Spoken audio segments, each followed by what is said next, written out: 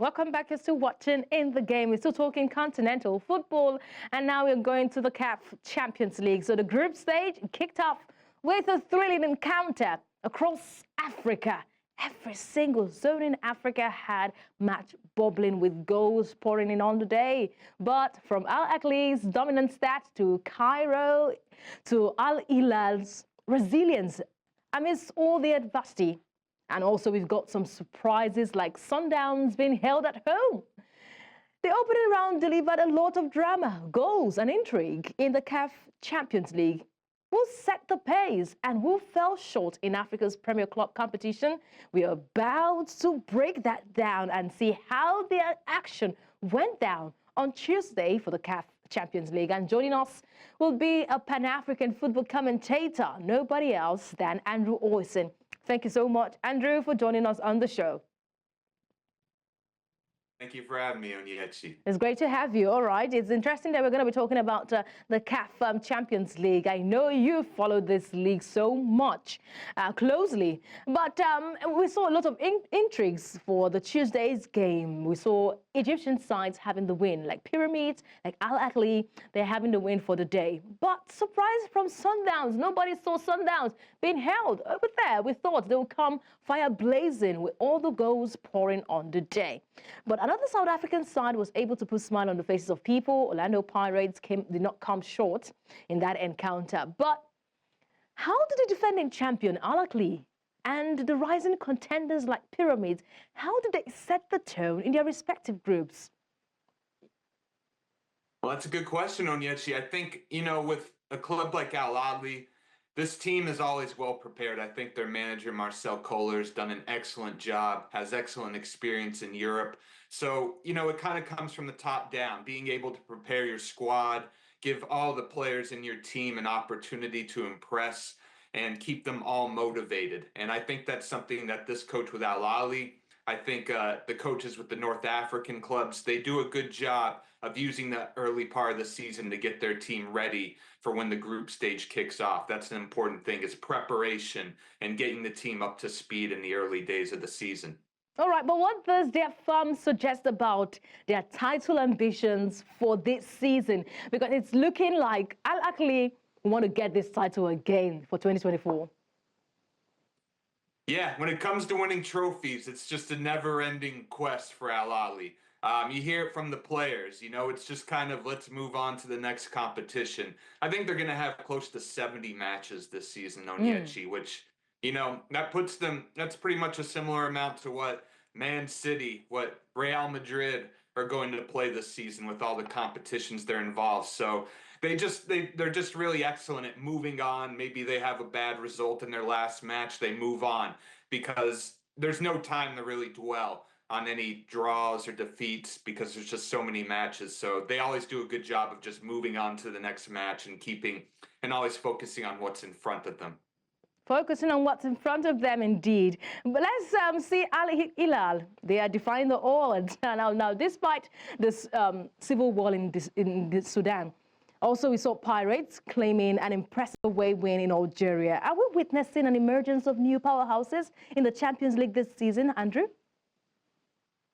Well, I think it's interesting that you mentioned Orlando Pirates. This is a club, they and Kaiser Chiefs we're familiar with from South Africa, have been completely overshadowed by Sundowns. But, with Pirates in particular, they've been really bringing in a lot of talented young players, been looking to integrate them into the team, get them experience. So they were ready when they went up to a CR Belouizdad yesterday. These young players really excelled. They were ready for the occasion. So I think we could see a club like Orlando Pirates establish themselves. Al Hilal, excellent coach Florent Ibenge. He always has his team well prepared for any opponent, and they really did well to get the job done. I think, when you look at it, young Africans are struggling a bit. There's a couple clubs who haven't really gotten themselves going yet, particularly in the attack, and we saw that yesterday with, Sundowns, young Africans. So yeah, there's some clubs still getting themselves up to speed and some are more ready than others yet, as we saw yesterday. All right, yeah, it's so interesting to know that the CAF Champions League was ongoing, the matches were ongoing, while we've got the UEFA Champions League matches ongoing. So fans were really caught in between. What do we watch? Do we stick with the continental football or we go to Europe where we've got UEFA Champions League action? But we had to do a comparison with title holders or title winners from the CAF Champions League and the UEFA Champions League. And it's looking alike. It's looking a bit alike there because we could see Al Ahly have got 12 titles. There's a dominance there from Al Ahly. Same with Real Madrid, a dominance in the UEFA Champions League there, who has got 15 titles to their name, 5 from Zamalek. So it's looking like we've got a -2 from the top contenders, the top winners, and the runners-up.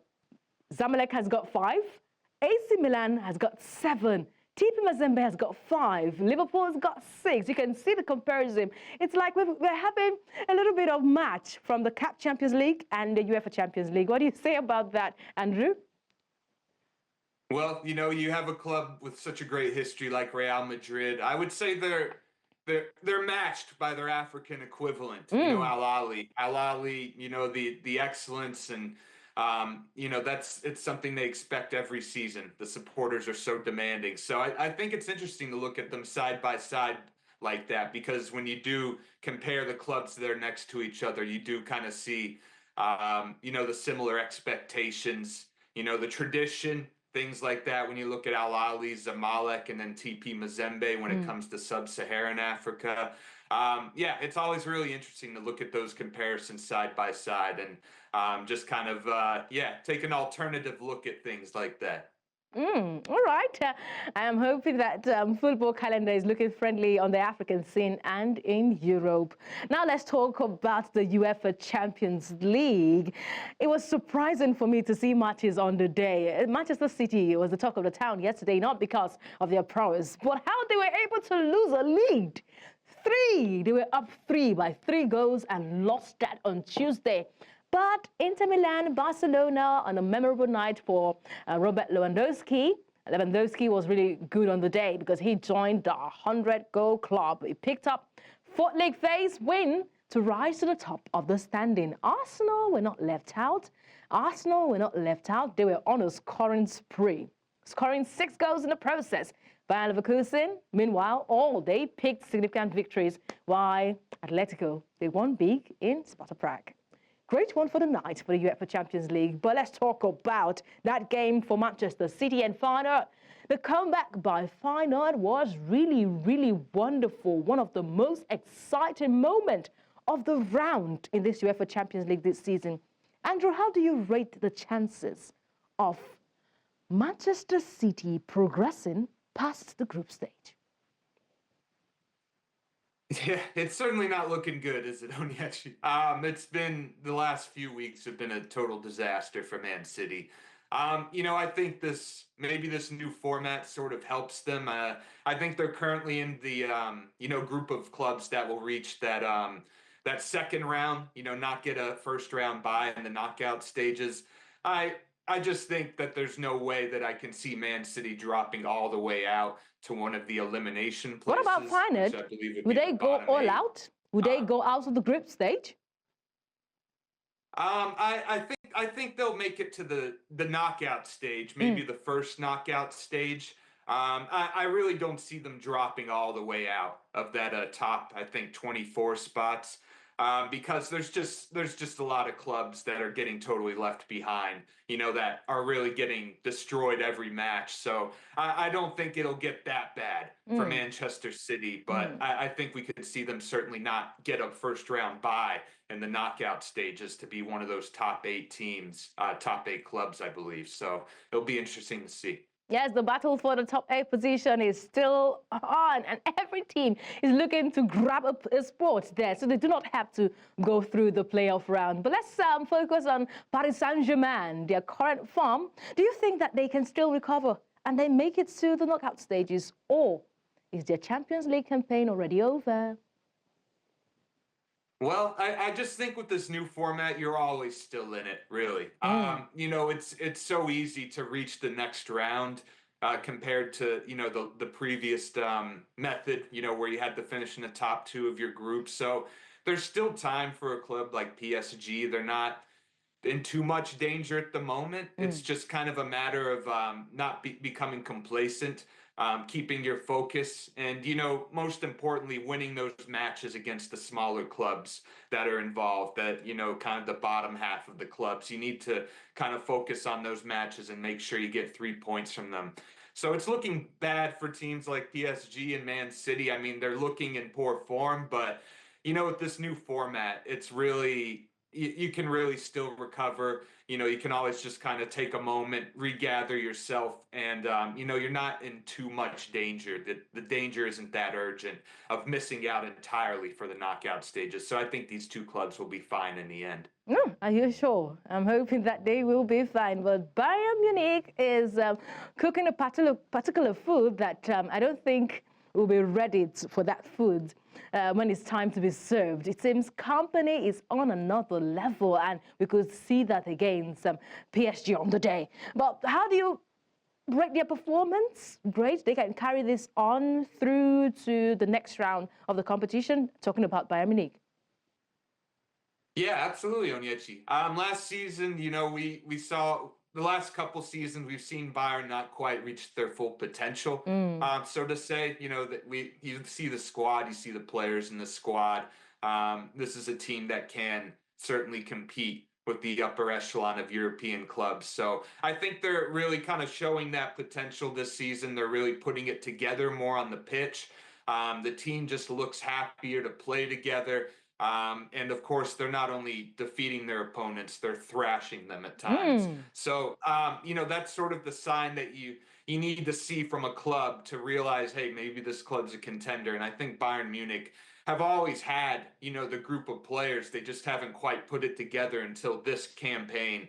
And we're seeing how fearsome they can be. I think they certainly can be considered a contender if they keep it up like they have been doing. So, Andrew, it's time to talk about Arsenal. This is another team that will always come up with strong performance, and their performance in Lisbon yesterday was very impressive indeed. Mikel Arteta should take his flowers. How do you assess their chances of going further this season in the competition based on their recent display? Remember, Arsenal are looking for this title. They won this title by all means. How do you assess them going further, their chances of going further? Well, I think they're cruising along, as we've seen with Arsenal and Yechi. They have an excellent attack when they're flying in full form. They're starting to put it back together in the Premier League after a little halt in form.